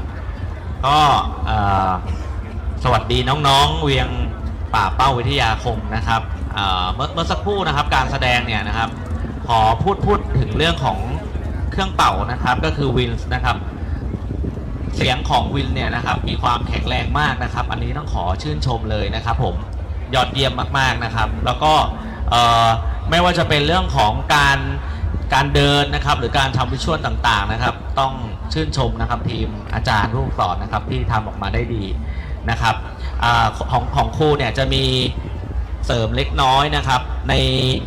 ครูเห็นว่าในดิวเนี่ยมันจะมีบางช่วงที่แบตเตอรี่อยู่ฝั่งนี้แล้วก็โลบาร์อยู่โซนฝั่งนี้ครับบางทีเราเล่นแล้วจังหวะมันไม่ค่อยซิงโครไนซ์กันเท่าไหร่แต่มันไม่ได้แย่อะไรขนาดนั้นเข้าใจไหมครับมันแค่มีเล็กๆว่าอ๋อแอบไม่เท่าแต่ในภาพรวมทำออกมาได้ดีมากขอชื่นชมครับผมขอเสียงปรบมือให้กับน้องๆอีกครั้งครับเดี๋ยวมีท่านหนึ่งนะครับ สวัสดีนะครับน้องๆโรงเรียนเวียงป่าเป้านะเดี๋ยวพี่อยู่ในส่วนของเปอร์คัชชันนะครับเดี๋ยวพี่จะขอเป็นหน่อยนึงคือขอชื่นชมนะครับคือโน้ตที่ตีออกมาเนี่ยมันเข้ากันด้วยแล้วก็ไม่เกินที่วงเขาเล่นครับอันนี้ขอชื่นชมเพราะว่าเราซัพพอร์ตวงได้ดีมากแต่จะมีแค่ท่อนเนี้ยที่ครูหมัดเขาบอกว่าเปิดอยู่ฝั่งนู้นแล้วคือเป่าอยู่ฝั่งเนี้ยมันดีเลย์หน่อยหนึ่งอันนี้เราต้องคนที่อยู่ด้านหน้าสุดเราต้องพยายามฟังกองด้วยมันมีแค่ตรงนี้แค่แต่มันไม่ได้น่าเกลียดนะครับแล้วก็ดีมากแล้วก็รวมถึงคาราการ์ดด้วยนะครับเล่นของเพลงซัพพอร์ตวงขอชื่นชมครับประมาณนี้ขอบคุณท่านคณะกรรมการด้วยนะครับที่ได้ให้คำแนะนำกับน้องๆเดี๋ยวให้น้องๆเชิญพักผ่อนได้เลยนะครับ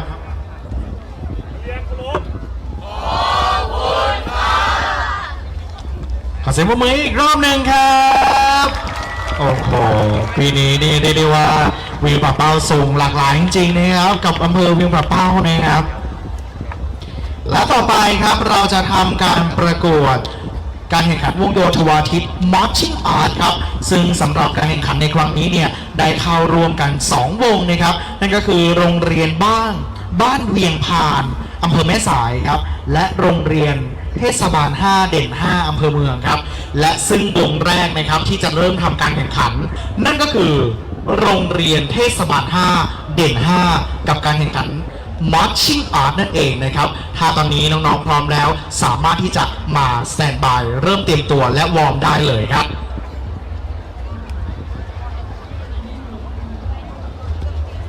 สำหรับการแข่งขัน Marching Art นะครับ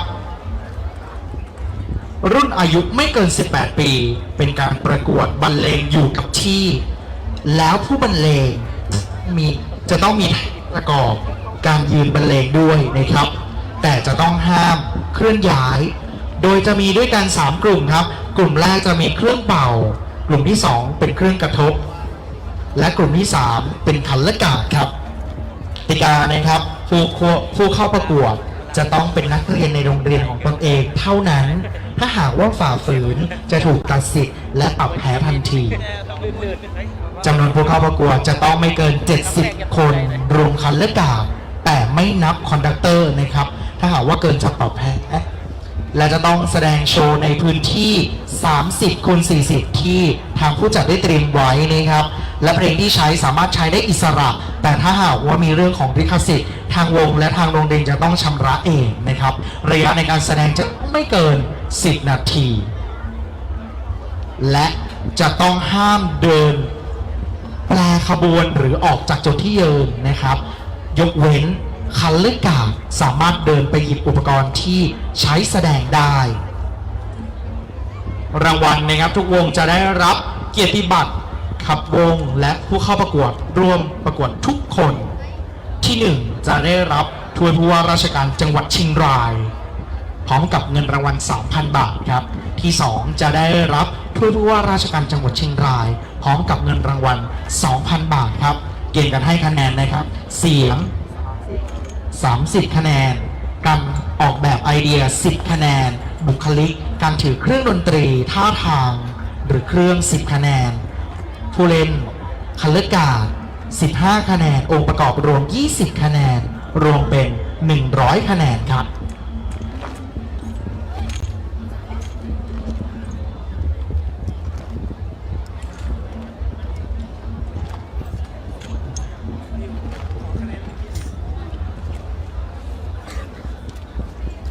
ต่อไปเป็นการแข่งขันการประกวดประเภท Matching Art นะคะ มีทั้งหมด 2 โรงเรียนด้วยกันก็คือโรงเรียนบ้านเวียงพานอำเภอแม่สายจังหวัดเชียงรายแล้วก็โรงเรียนเทศบาล5 เด่น 5อำเภอเมืองค่ะ ใครเชียร์โรงเรียน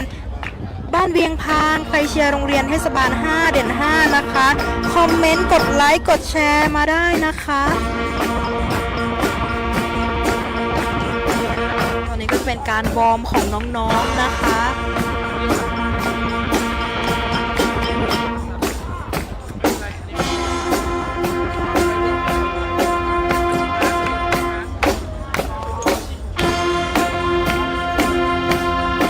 FC เวียงป่าเป้าเก่งมากเด็กเวียงป่าเป้าท้อง5สู้ๆ FC ท้อง5ค่ะ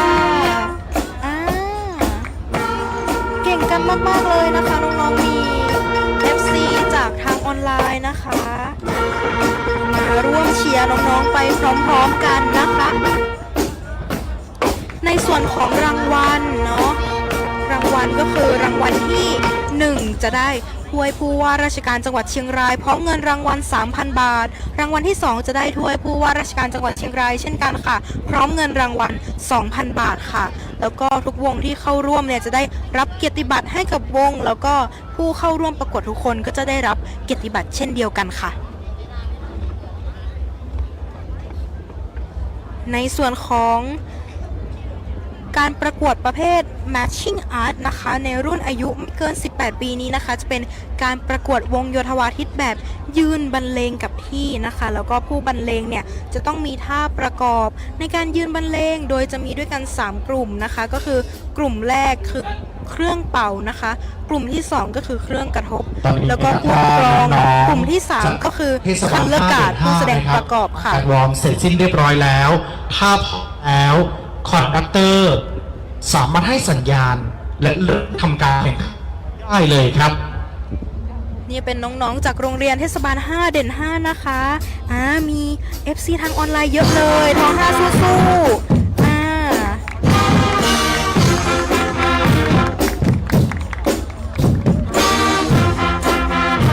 ารับชมการแสดงของน้องๆไปพร้อมกันนะคะ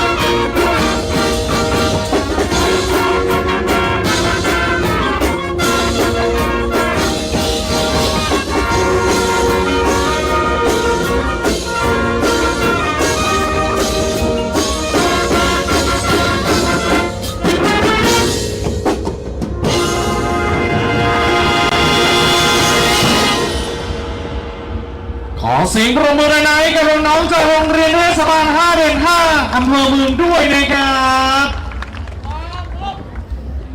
เดี๋ยวให้น้องๆนะครับได้รวมกันตรงกลางสักนิดหนึ่งนะครับได้รับฟังคอมเมนต์และคำแนะนำจากท่านคณะกรรมการครับ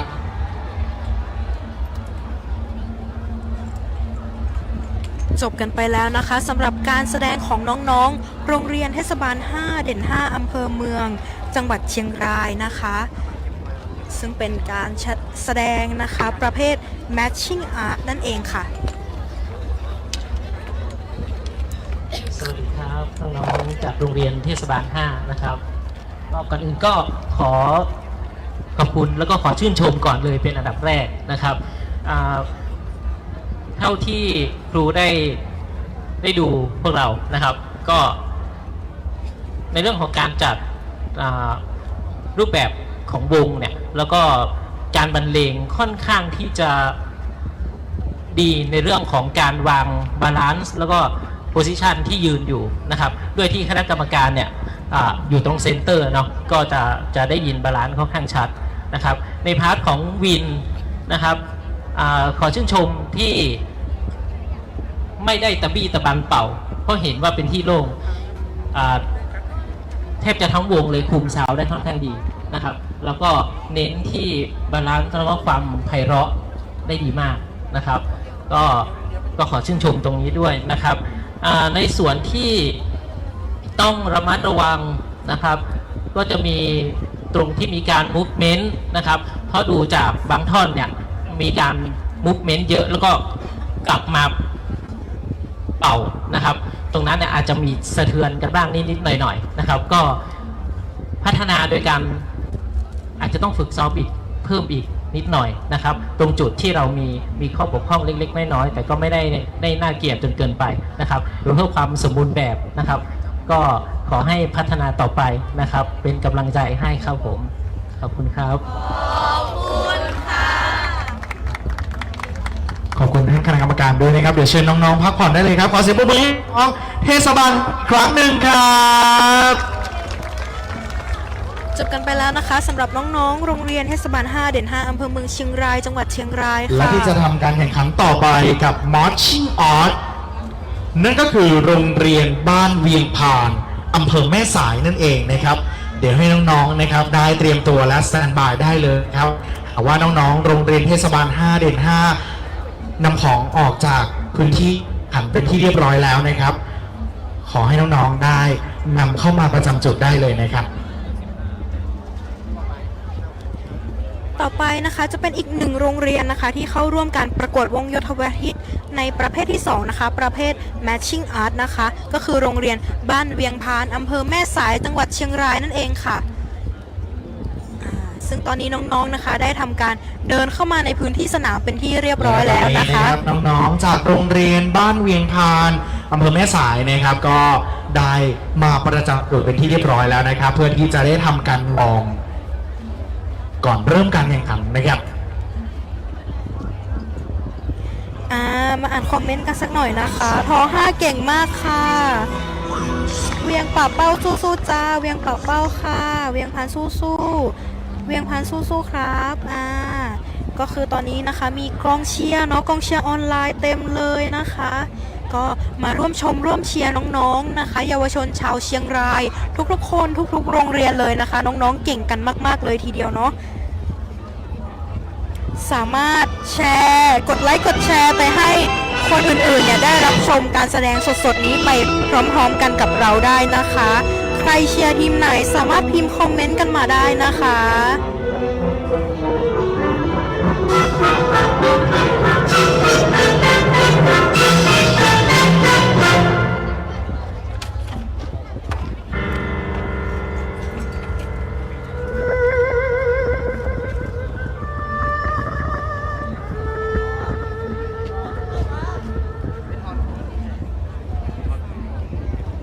ในส่วนของการให้คะแนนนะคะเกณฑ์การให้คะแนนในประเภท Matching Art เนี่ยก็คือเสียง30คะแนนการออกแบบไอเดีย10คะแนนบุคลิกการถือเครื่องดนตรีท่าทางการถือเครื่อง10คะแนนเครื่องกระทบ15คะแนนแล้วก็ผู้เล่นประกอบคัลเลอร์การ์ดนะคะ15คะแนนโพ องค์ประกอบรวมนะคะ20คะแนนรวมทั้งหมด100คะแนนค่ะ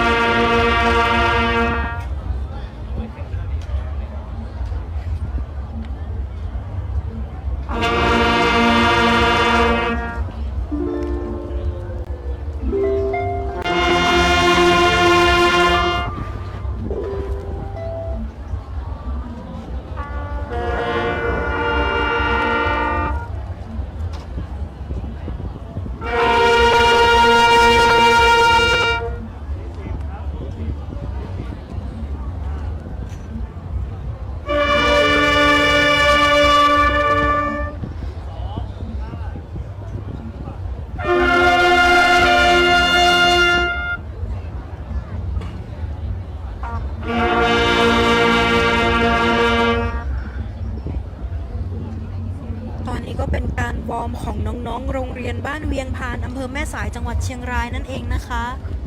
ก็เดี๋ยวรอรับชมการแสดงการประกวดวงโยธวาทิตประเภท Marching Art ของน้องๆได้เลยนะคะ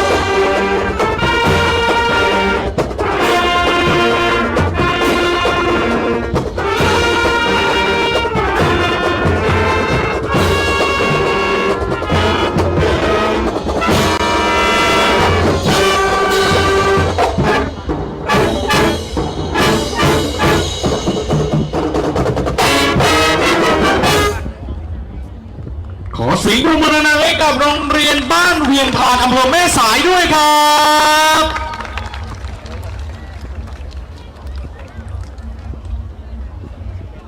ตอนนี้นะครับขอให้น้องๆนะครับได้มารวมตัวกันตรงกลางสักนิดหนึ่งนะครับเพื่อที่จะได้รับฟังคำแนะนำจากท่านคณะกรรมการแล้วก็คอมเมนต์นั่นเองนะครับ ตอนนี้ผ่านไป4โรงเรียนแล้วนะคะเหลือการแสดงปิดจากโรงเรียนแม่เจดีวิทยาคมในชื่อชุดการแสดงว่า My Heart and I ค่ะ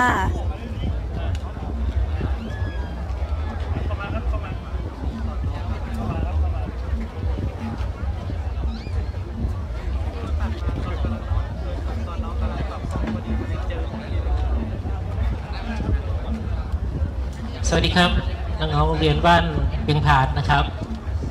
ก็ขอขอบคุณและชื่นชมเช่นเดิมเนาะก็ในพาร์ทของเครื่องเป่านะครับเครื่องโรบาสมีโรบาสและไฮบาสค่อนข้างมีเยอะอยู่นะครับแต่ว่าการจัดวงของคุณครูผู้ควบคุมก็ทำได้ค่อนข้างดีนะครับเพราะว่าฟังดูแล้วเนี่ยด้วยตัวของเพลงนะครับท่อนเพลงต่างๆท่านก็ได้จัดวงให้น้องๆได้ยืนอย่างถูกตำแหน่งแล้วก็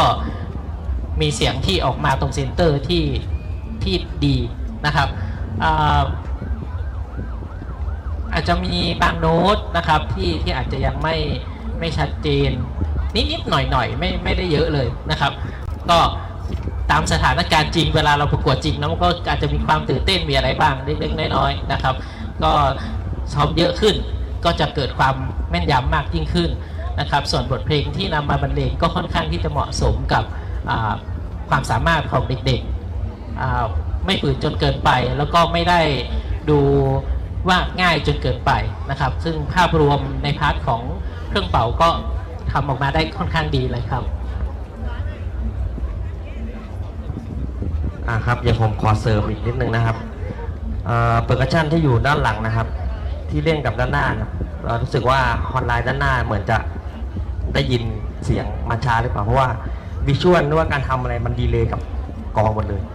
อาจจะตื่นเต้นก็ได้เพราะว่าทุกคนมันตื่นเต้นทุกคนตื่นเต้นได้หมดครับแต่ว่าเราจะคุมสติคุมท่าทางที่เราซ้อมมาได้ดีแค่ไหนอันนั้นอยู่ที่การซ้อมแล้วก็ซ้อมบ่อยๆนะครับอันนี้แนะนำกันแล้วก็เปอร์คัชชั่นอีกเรื่องนึงครับเรื่องอินจูนเบสดัมเสียงเบสดัมก็เสียงเทนเนอร์รู้สึกว่ามันต่ำไปหน่อยมันต่ำไปครับแต่ว่าโอเคสแนร์ดีแล้วก็พอเสียงโทรมันต่ำนะมันทำให้คนด้านหน้าฟังลำบากด้วยอันนี้ก็แก้เรื่องเบสิกสโตรกที่ต้องตีเพราะว่าโน้ตไม่ได้ยากมากครับแต่ว่าถ้าเราทำให้มันดีมันก็จะซัพพอร์ตด้านหน้าได้ด้วยประมาณนี้ขอบมากครับขอบคุณครับขอเสียงปรบมือให้กับน้องๆด้วยนะครับขอบคุณคำคอมเมนต์แล้วก็คำแนะนำจากท่านคณะกรรมการนะครับตอนนี้ขอให้น้องได้เชิญพักผ่อนตามอัธยาศัยได้เลยนะครับและตอนนี้นะครับก็จบลงแล้วนะครับกับการแข่งขันประกวดนะครับวงโยธวาทิตทั้ง3ประเภทเลยแต่เรายังมีนะครับโชว์พิธีปิดนะครับจากน้องๆโรงเรียนแม่เจดีวิทยาคมที่จะมาทำการแสดงโชว์พิธีปิดโชว์จากคัลเลอร์การ์ดนะครับซึ่งมาในคอนเซปต์ My Heart and I นั่นเองนะครับซึ่งน้องๆจะขอเวลาได้เตรียมตัวกันสักครู่หนึ่งกับการแสดงพิธีปิดของเราในค่ำคืนนี้นะครับก็ถือว่าวันนี้เราได้เห็นความสามารถของน้องๆเยอะแยะมากๆจริงๆเดี๋ยวขออนุญาตนะครับก่อนที่จะไปพบกับน้องๆกับการแสดง My Heart and I นะครับต้องขอ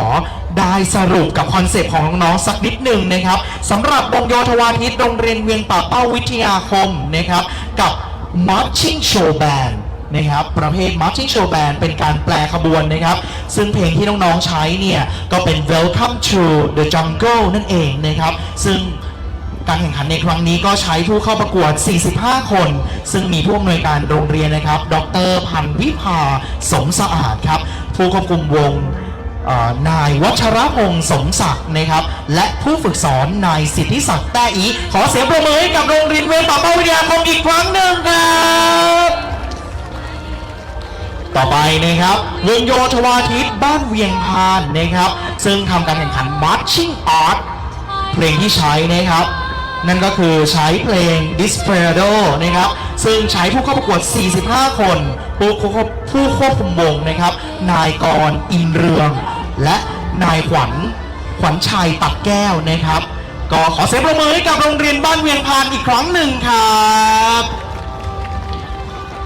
วงโยธวาทิตโรงเรียนเทศบาลเด่น5นะครับเทศบาล5เด่น5ประกวดใน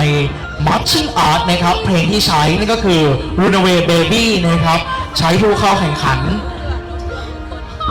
ชื่อวงนะครับเป็นวง T5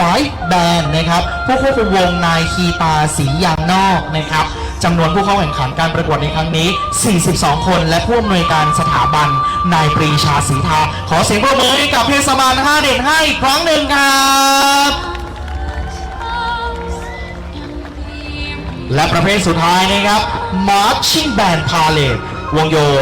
ธ ทวาทิตจากโรงเรียนแม่ใจดีวิทยาคมนะครับเพลงที่ใช้การประกวดมีชื่อว่า Marine Hymn นะครับเป็นการแสดงสไตล์มาร์ชที่ทุกคนหลายๆ คนอาจจะคุ้นหูกันบ้างนะครับก็เรียกได้ว่าเป็นวงโยที่เกือบ 70 ถึง 80% ในประเทศไทยของเราก็ได้ใช้บทเพลงนี้ในการบรรเลงด้วยนะครับผู้อำนวยการโรงเรียนครับดรธีรศักดิ์โนนชัยครับผู้ควบคุมวงนายจิโรภาสอุตร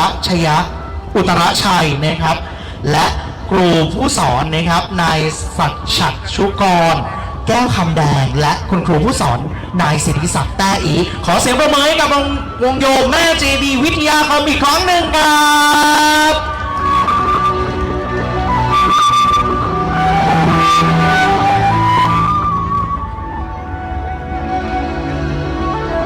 และการแสดงพิธีปิดของเราที่จะได้รับชมนี้นะครับเป็นการประกวดวงโยธวาทิตแห่งประเทศไทยที่น้องๆโรงเรียนแม่ใจดีวิทยาคมได้ไปชิงถ้วยพระราชทานมาในงาน Band Competitions of Thai Band The Royal Trophy of Thailand for the Band Competitions ซึ่งโรงเรียนแม่ใจดีวิทยาคมนะครับก็เรียกได้ว่าเข้าแข่งขันประเภท Color Guard Division 1 อายุไม่เกิน 18 ปีในระหว่างวันที่ 21 ถึง 23 เดือนพฤศจิกายน 2568 ณ ศูนย์การค้าเทอร์มินอล 21 โคราชที่ผ่านมาครับ ได้รับรางวัลโล่รางวัลจากท่านนายกรัฐมนตรีท่านอนุทินชาญวีรกุลรางวัลชนะเลิศเหรียญทองคะแนน 88.20 คะแนนในการประกวด BCT National Championship ประเภทคัลเลอร์การ์ดรุ่นอายุไม่เกิน 18 ปี และได้รับโล่รางวัล Outstanding Award 2024 ประเภท Movement ได้รับโล่รางวัล Outstanding Award 2025 ประเภท Equipment และได้รับโล่รางวัล Outstanding Award 2025 ประเภทดีไซน์ครับนักแสดงของเราที่จะได้ทำการแสดงในวันนี้นะครับมีด้วยกัน 14 คนชานิสาวงรัตนการุณเพ็ญนภาเขตกันพิชชานันท์สุดคงนราวดีบุญแช่มชูเมธาสิทธิ์ศรีสุขเสริมชินคริตวงศาทัศชัยฤทธิ์ธนกันชยาประสมนัทการคะเตยพรพรหมใจคำชนาการกิติเดชนัทนิชาคุ้มเพื่อนนัทกรพันธจักรสุพนุชพาแขกและอารยาอุตมาครับผู้อำนวยการโรงเรียนนะครับดรธีรศักดิ์โนชัยและคุณครูผู้ควบคุมวงคุณครูจิโรภาสอุตรชนคุณครูสัชชุกรแก้วคำแดงและคุณครูเบญจวรรณเอื้อดีครับและตอนนี้นะครับน้องๆก็จะได้ทำการวอร์มก่อนที่เราจะได้รับชมกับโชว์พิธีปิดของเราในค่ำคืนนี้ครับกับการประกวดวงโยธวาทิตณงานพ่อขุนเมงรายมหาราชประจำปี 2569 ในค่ำคืนนี้ครับก่อนที่เราจะได้ไปทราบผลว่าใครนะครับที่จะได้เป็นผู้ชนะเลิศและได้รับรางวัลนะครับกับการประกวดในครั้งนี้ที่เวทีกลางนะครับเรามาชมการแสดงพิธีเปิดกันก่อนนะครับถ้าน้องๆพร้อมแล้วให้สัญญาณได้เลยนะครับ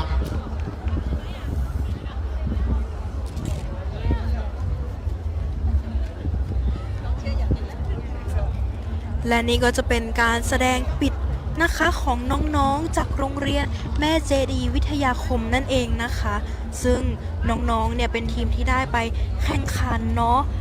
แข่งขันกิจกรรมการประกวดวงโยธวาทิตแห่งประเทศไทยนะคะ Indoor Matching Art หรือ IMA นั่นเองค่ะซึ่งได้รับรางวัลมากมายนะคะทั้ง4โล่รางวัลนั่นเองเดี๋ยวเราไปรอรับชมการแสดงจากน้องๆกันค่ะขอเสียงปรบมือให้กับการแสดง My Heart and I จากน้องๆโรงเรียนแม่เจดีวิทยาคม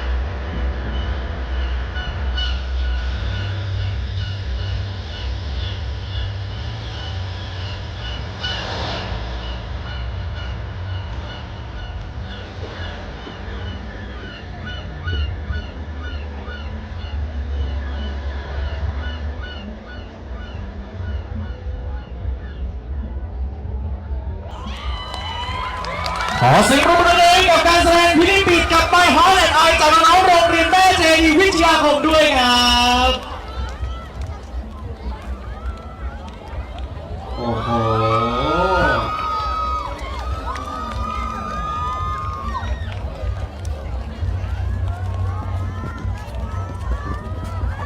เรียกได้ว่ามีคอนเซ็ปต์ของการปิดตัวด้วยนะครับถ้า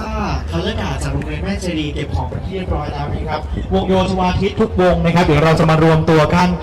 ด้านหน้าที่ท่านคณะกรรมการอีกครั้งหนึ่งนะครับเดี๋ยวเราจะเข้าไปรับฟังผลประกาศกันอีกครั้งหนึ่งนะครับด้านในงานพ่อขุนเมงรายมหาราชนะครับที่เวทีกลางของเรานะครับเดี๋ยวประชาสัมพันธ์ให้กับน้องๆนะครับว่าเตรียมตัวให้พร้อมนะครับเดี๋ยวเราจะมารวมตัวกันด้านหน้าคณะกรรมการอีกครั้งหนึ่งแล้วก็เราจะเดินเข้าไปภายในงานนั่นเองนะครับเดี๋ยวตอนนี้ให้พี่ๆของเราได้เก็บของกันสักครู่เดียว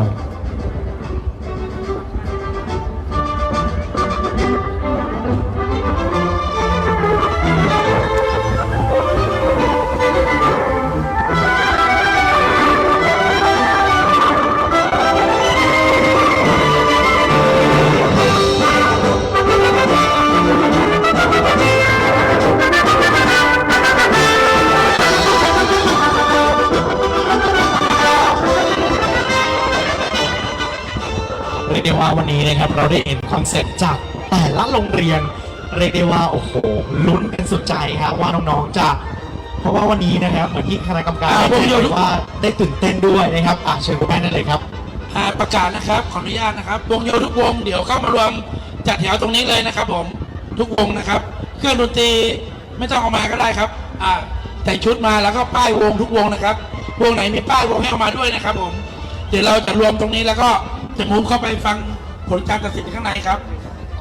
ครับครับขออนุญาตประชาสัมพันธ์นะครับวันนี้ทาง Music Max Band Instrument ของเรานะครับก็มีเสื้อนะครับมาจัดจำหน่ายให้กับทุกท่านด้วยที่อยากมาเป็นครอบครัวนะครับวงโยธวาทิตแบบเรานะครับวันนี้มาเซลล์ให้เลยนะครับปกติขายอยู่ที่250 บาทนะครับแต่วันนี้มาลดราคาให้กับทุกท่านด้วยนะครับเหลือตัวละ150 บาทเท่านี้เองนะครับมาช่วยอุดหนุนกันได้นะครับท่านผู้ปกครองนะครับซื้อไปให้ลูกๆก็ได้ตัวน้องๆเองนะครับวันนี้ถ้าผู้ปกครองมาหาก็อ้อนๆได้เลยนะครับเพราะว่าการที่เราได้เป็น Music Max เหมือนกันเนี่ยก็ถือว่าเป็นอีกหนึ่งองค์กรนะครับเป็นอีกหนึ่งแบรนด์หนึ่งที่เรียกได้ว่ามาสนับสนุนนะครับไม่ว่าจะเป็นเรื่องของเครื่องเสียงนะครับให้กับเราในวันนี้ด้วยเช่นเดียวกันและสำหรับใครนะครับที่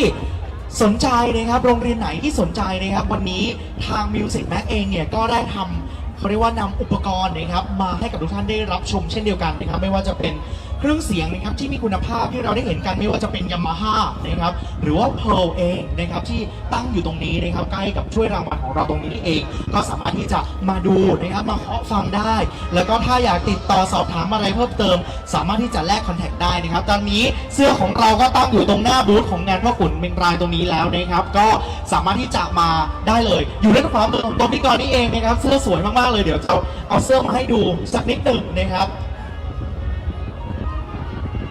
เดี๋ยวเรามาดูกันสักนิดหนึ่งครับโอ้โหเรียกได้ว่าใครที่เป็นสายแบล็คไวท์นะครับสีสวยๆขาวสีดำแบบนี้นะครับเรียกได้ว่าเป็นผ้าคอตตอน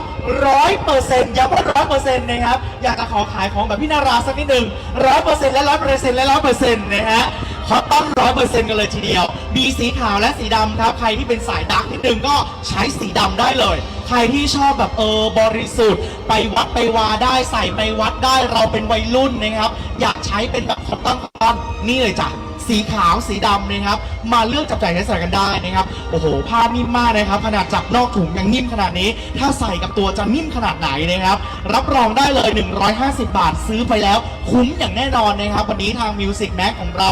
มาจัดจำหน่ายให้ทุกท่านแล้วนะครับน้องๆมาอ้อนได้นะปกตินะครับเคยมีปีหนึ่งที่เชียงแข่งเองเหมือนกันนะครับเคยเป็นคัดเลือกการ์ดในวงโยด้วยก็ซื้อเหมือนกันนะครับเดี๋ยววันนี้เชียงเองก็จะตามไปสักตัว2ตัวนะอาจจะมีส่วนลดด้วยถ้าซื้อเยอะนำมาเป็นวงก็อาจจะมีส่วนลดได้นะครับทาง Music Max ก็อาจจะลดให้เช่นเดียวกันตอนนี้นะครับทาง Music Max ก็มีพี่ๆที่จะรอจำหน่ายให้เราอยู่แล้วนะครับตอนนี้น้องๆก็มารวมตัวกันได้เต็มที่เลยนะครับเดี๋ยวก่อนอื่นนะครับก่อนที่เราจะเข้าไปนะครับรับผลนะครับว่าใครจะเป็นผู้ชนะเลิศตอนนี้ก็เสื้อนะครับยังมีอยู่นะครับตอนนี้ใครที่สนใจนะครับบูธด้านหลังของเราตรงนี้ได้เลยนะครับมาเลือกดูเลือกชมกันได้เลยนะครับทางร้านอาจจะไม่รู้ว่าลองได้หรือเปล่าลองมาติดต่อสอบถามดูได้นะครับว่าเราจะสามารถใส่ไซส์เสื้อได้ไหม S M L มีครบทุกไซส์ XL ก็มีเช่นเดียวกันนะครับครับผมตอนนี้นะครับน้องๆมารวมตัวกันเรียบร้อยแล้วคุณพ่อคุณแม่จ๋าสามารถที่จะมาร่วมถ่ายภาพได้เลยนะครับเดี๋ยวให้น้องๆนะครับได้นั่งกันสักนิดหนึ่งนะครับเพราะว่าวันนี้เนี่ยเรียกได้ว่าผู้สนับสนุนใจดีของเรานะครับท่านผู้ว่าราชการจังหวัดเชียงรายท่านชูชีพพงษ์ชัยนะครับวันนี้ให้เกียรติได้มาให้กำลังใจกับน้องๆด้วยเช่นเดียวกันนะครับ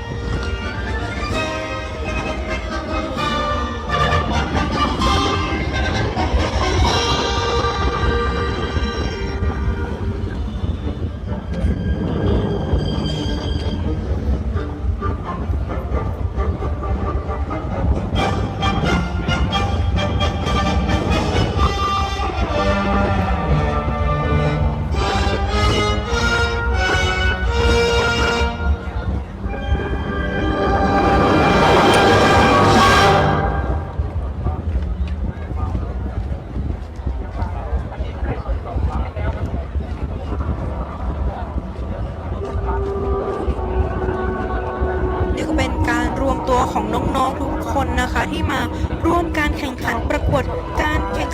วงโยธวาทิตนะคะ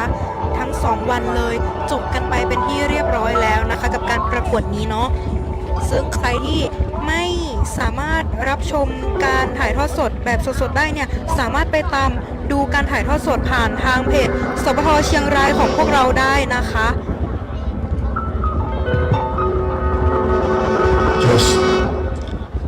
และในโอกาสนี้นะครับต้องขอเรียนเชิญท่านชูชีพพงษ์ชัยท่านผู้ว่าราชการจังหวัดเชียงรายได้กล่าวนะครับโอวาทแล้วก็ให้คำแนะนำรวมไปถึงให้กำลังใจกับน้องๆทั้ง4วงขอเรียนเชิญครับครับสวัสดีลูกๆทั้ง4โรงเรียนในวันนี้นะครับจากเวียงป่าเป้ามา2เรียนใช่ไหมครับเวียงป่าเป้าวิทยาคมกับแม่เจดีวิทยาคมแล้วก็เทศบาล5 เด่น 5นะครับเขตอำเภอเมืองเวียงพานแม่สายใช่ไหมลูกครับลุงผู้ว่าต้นชื่นชมนะครับตั้งแต่ที่ลูกๆได้ไปร่วมในพิธีเปิดก็คือร่วมขบวนแห่ทั้ง18อำเภอแล้วลุงก็ได้เห็นศักยภาพของลูกๆทุกคนที่มีความสามารถด้านดนตรีนะครับแล้วก็ในประเภทของวงโยธวาทิตเมื่อวานลุงก็มาอยู่กับเพื่อนๆของลูกจากโรงเรียนต่างๆในเวทีของการประกวดดนตรีสตริงเพราะนั้นใครที่มีจิตใจรักดนตรีก็เรียนว่าเป็นส่วนหนึ่งที่จะส่งเสริมศักยภาพของตัวเราในเรื่องของความสามารถด้านนี้นะครับลุงก็ขอ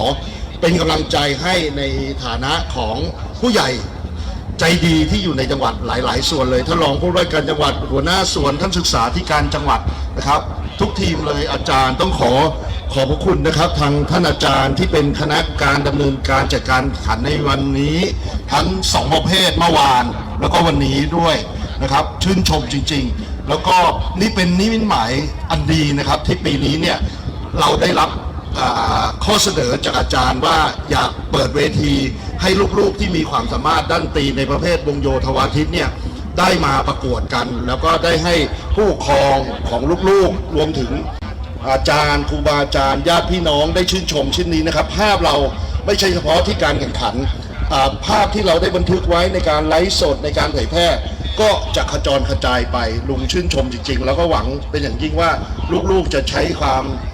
มีฝีไม้ไมตรีด้านดนตรีนี้นะครับในการประกวดวงโยธวาทิตสร้างชื่อเสียงให้อำเภอให้จังหวัดไปในระดับประเทศและในระดับนานาชาติต่อไปนะครับลุงก็ขออำนวยพรให้ลูกๆโชคดีแล้วก็ขอบคุณอีกครั้งนะครับเจอกันที่ไหนก็บอกเลยว่าลูกๆมีโอกาสมาประกวดวงโยธวาทิตนี้นะครับทางจังหวัดจะยินดีส่งเสริมแล้วเราก็คงจะหาเวทีที่หลากหลายให้ลูกได้โชว์ฝีมือนะครับโชคดีนะครับลูกๆแล้วเดี๋ยวไปลุ้นกันบนเวทีกลางนะครับลุ้นกันนะครับว่าใคร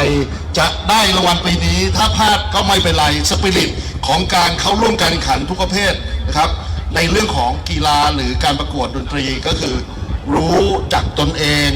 การมีส่วนร่วมสำคัญที่สุดเห็นลูกๆมายิ้มแย้มแจ่มใสการได้เพื่อนใหม่โรงเรียนต่างๆเนี่ยแหละค่ะได้มาเรียกว่าฝึกซ้อมร่วมกันเพิ่มความสมัครสมานครับนี่ครับสำคัญที่สุดแต่ถ้ากรรมการเขาพิจารณานะครับเราได้อันดับที่ไหนเรามุ่งหวังรางวัลชนะเลิศเราก็ไปต่อถ้าไม่ได้ปีหน้าเอากันใหม่นะลูกนะโชคดีทุกคนครับแล้วเดี๋ยวลุงรอมอบถ้วยให้ลูกๆครับครับขอบคุณเช่นเดียวกันครับเดี๋ยวพบกันเวทีกลางครับขอบคุณนะครับท่านผู้ว่าราชการจังหวัดเชียงรายท่านชูชีพพองชัยเป็นอย่างสูงเลยนะครับที่ได้ให้เกียรติมากล่าวความรู้สึกกับน้องๆนะครับรวมไปถึงให้โอวาทกับน้องๆด้วยนะครับเดี๋ยวขอเชิญนะครับท่านผู้ว่านะครับได้ร่วมถ่ายภาพกับน้องๆในจุดนี้สักนิดหนึ่งนะครับ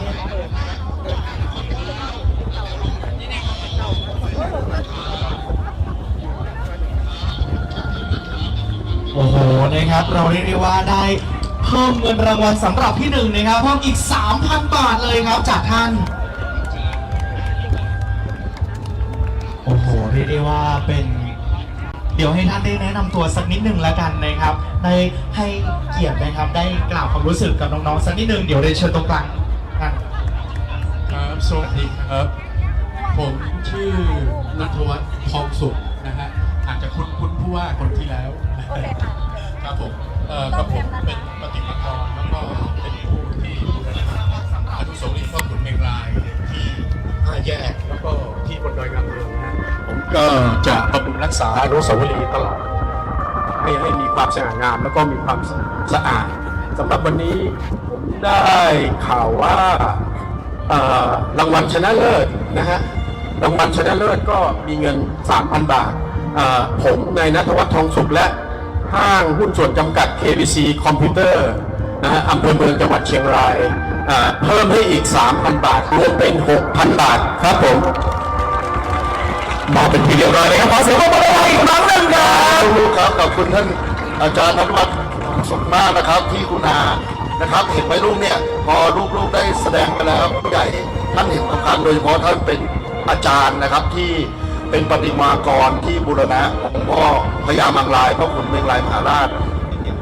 ของเรานะครับลูกๆครับขอเสียงปรบมืออีกครั้งครับขอบคุณอาจารย์มากๆครับฝากให้ผู้จัดด้วยครับเดี๋ยวจะได้ไปมอบบนเวทีนะครับเชิญถ่ายด้านนี้เลยเชิญกรรมการพิธีกรการแข่งขันทั้งหมดเลยนะครับเชิญครับเชิญครับขอบคุณครับเป็นเกียรติมากๆเลยครับท่านผู้ว่าได้รับเชิญเองเลยนะครับโอเคเดี๋ยวพี่จะเว้นให้นะครับยิ้มสวยๆได้เลยนะครับค่ะและนี่ก็จบกันไปเป็นที่เรียบร้อยแล้วนะคะกับการแข่งขันการประกวดวงโยธวาทิตนั่นเองค่ะซึ่งก็จบกันไปแล้วเป็น2วันเนาะวันแรกก็คือวันศุกร์ที่เรานะครับจะได้วันนี้นะคะเป็นวันที่31 มกราคมนะคะของการชนะเลิศนะครับเวทีกลางนะครับ รุ่นอายุไม่เกิน 15 ปี อยากจะให้น้องๆจากโรงเรียนเทศบาล5 เดี๋ยว เห็นแล้ว ไปรับชม ได้ นะคะ โชว์ศักยภาพ เป็นกลางเนาะอีกหนึ่งไลฟ์ เราได้ ที่ เห็น สวทเชียงรายของเราเนี่ยได้ถ่ายทอดสดให้ทุกคนได้รับชมกันค่ะส่วนของไลฟ์นี้นะคะก็ขอลาไปก่อนนะคะสวัสดีค่ะ สัตมวานร้อยวันพระพันปีหลวงต้องซิ่งมอเตอร์ไซค์มาเลยรถติดมาก